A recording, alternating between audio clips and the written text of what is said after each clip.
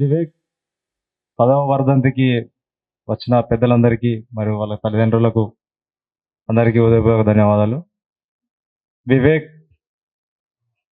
ఒక ఆశయం కోసం, సిద్ధాంతం కోసం, ప్రజల కోసం పనిచేయడం కోసం అడవికి వెళ్ళి అక్కడున్న ఆదివాసులకు అండగా ఉండి వాళ్ళ హక్కులకై పోరాటం చేయడానికి వెళ్ళి ప్రాణత్యాగం చేశాడు.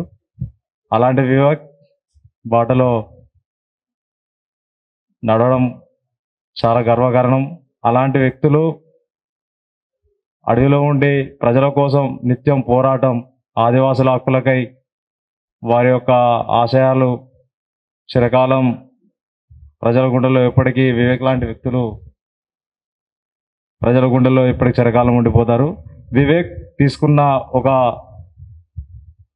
సిద్ధాంతం, వివేక్ లాంటి వ్యక్తులు వివేక్ అడుగుజాడలో నడుస్తూ మా తమ్ముడు రాకేష్ చాలేస్ వివేక్ అడుగుజాడలో నడుస్తూ అతని పోరాటం, ఆయన సిద్ధాంతాలను ముందుకు నడిపించే క్రమంలో మా తమ్ముడు కూడా అమరుడయ్యాడు.